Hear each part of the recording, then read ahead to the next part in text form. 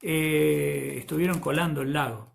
Y se encuentran con una persona que les grita, estaban a 100 metros de la orilla, y una persona que les dice: hijitos, ¿tienen algo para comer?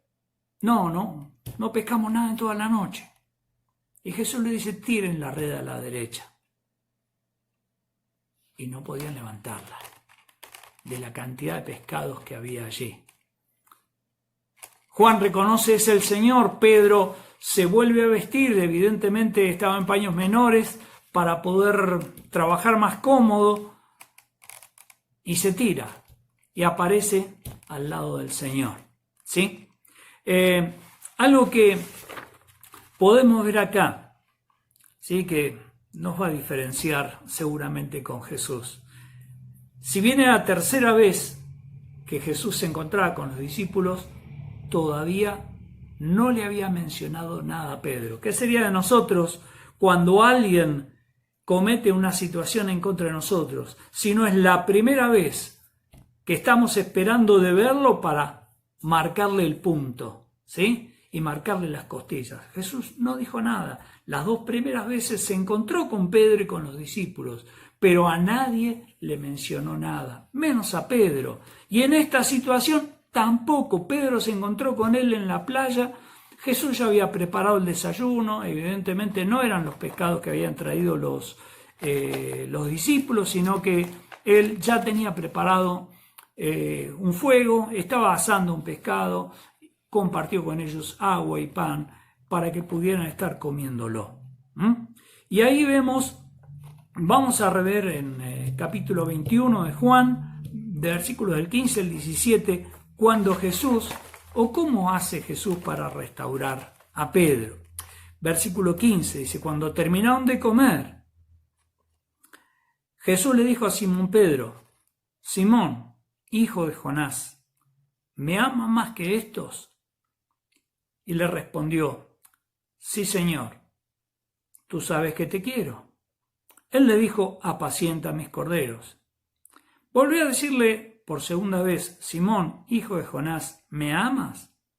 Y Pedro le respondió: sí, Señor, tú sabes que te quiero. Y le dijo: pastorea mis ovejas. Y la tercera vez le dijo: Simón, hijo de Jonás, ¿me quieres? Pedro se entristeció de que la tercera vez le dijera: ¿me quieres? Y le respondió: Señor, tú lo sabes todo, tú sabes que te quiero. Y Jesús le dijo: apacienta mis ovejas. La realidad de todo esto, vemos ya en la lectura que hicimos, la Reina Valera actualizada, donde ya hay una diferencia entre los términos de amor, ¿sí? Ahora bien, lo primero que nos llama la atención en la primera pregunta que Jesús le dice a Pedro: Pedro, ¿me amas más que estos? Y estos eran los discípulos que estaban allí. Ahora, ¿por qué el Señor le pide a Pedro si lo amaba más que ellos? Evidentemente Jesús está confrontando a Pedro con la situación en que Pedro mismo se impuso. Pedro mismo puso una medida. No nos olvidemos de que nosotros seremos juzgados con la misma medida con que nosotros medimos.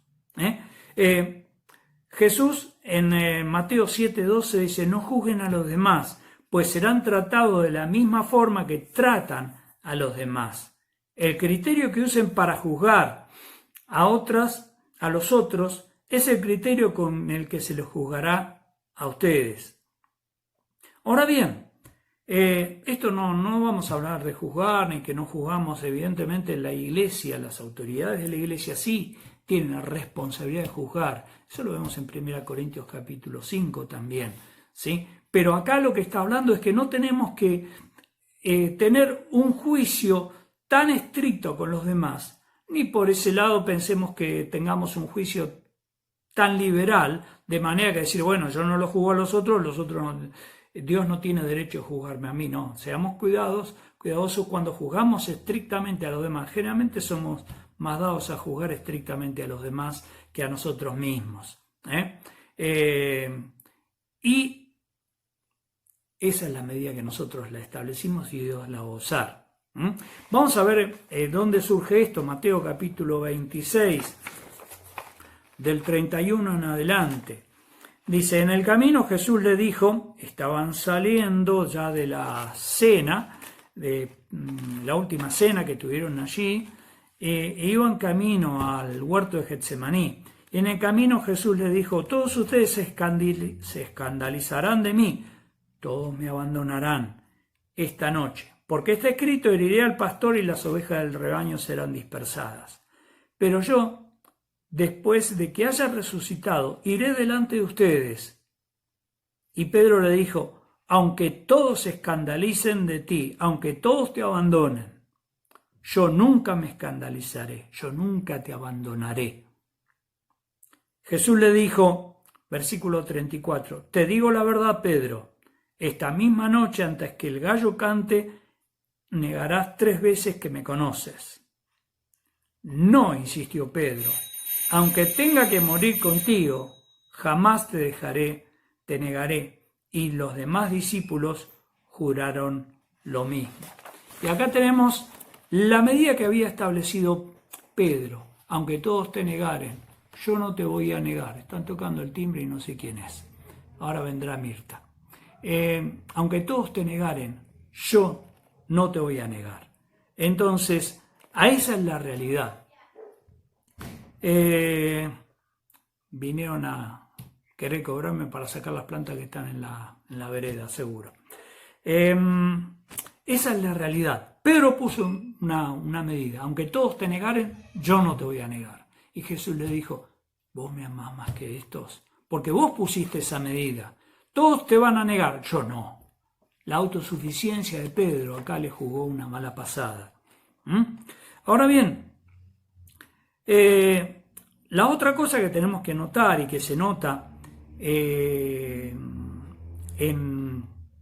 el pasaje que leímos, respecto a los demás estaba el versículo 56 que me olvidé de mencionar. En ese momento todos los discípulos lo abandonaron y siguieron, cuando lo prendieron a Jesús. Ahora bien, algo que hicimos mención en el pasaje anterior, que en la traducción. Hay 2 palabras que en griego hablan de amor y son traducidas en la Reina Valera 60 como amor, y evidentemente no son iguales, y está interpretado, está mencionado allí en la traducción, ¿sí? En las 2 primeras preguntas, Jesús le aplica la palabra ágape o agapao, viene del amor ágape. Es el amor que Dios da y expresa el profundo y constante amor e interés de un ser perfecto hacia objetos totalmente indignos de ese amor. Se refiere a una entrega total de la persona, comprometiendo la mentalidad y la voluntad. Ahora bien, no pensemos que estamos ajenos a ese amor, que nosotros es el amor de Dios y no podemos alcanzarlo, sino por el contrario. Romanos 5:5 dice, el amor de Dios, el amor ágape, ha sido derramado en nuestros corazones por el Espíritu Santo que nos fue dado. Así que nosotros también tenemos esa capacidad de amar de la misma manera que Dios ama, con nuestras imperfecciones, pero ese amor desinteresado, ese amor que da y no requiere nada a cambio. Ahora bien, en la tercera pregunta y en la respuesta que da Pedro, ¿sí? Hay otra palabra. La palabra es fileo, se refiere al amor filial. Se refiere a ese amor que uno tiene hacia una amistad, hacia su familia, ¿sí? Y Pedro lo que le plantea, el amor fileo denota un amor o un afecto entrañable, un amor filial, ¿sí? Algo que tenemos que mencionar. Jesús en ningún momento de las 3 preguntas que hace le dice a Pedro, ¿cuánto estuviste llorando? ¿Cuáles son tus acciones de contrición frente a tu pecado? Simplemente lo que les dice Pedro, ¿me amas?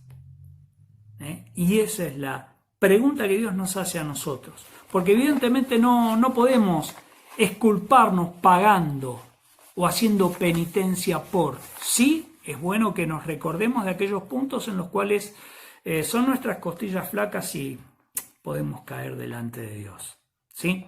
Entonces, tengamos presente eso. Frente a Dios y frente a nuestras faltas, arrepintámonos. Reconozcamos que hemos fallado y arrepintámonos. Y estamos terminando porque ya el tiempo se me recontravoló. Pedro, en la tercera respuesta, cuando el Señor le dice, Pedro, ¿me quieres?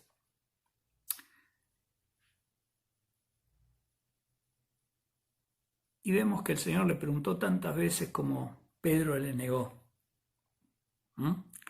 Y Pedro allí se refiere al conocimiento íntimo que Dios tiene de nosotros. Tú sabes todo.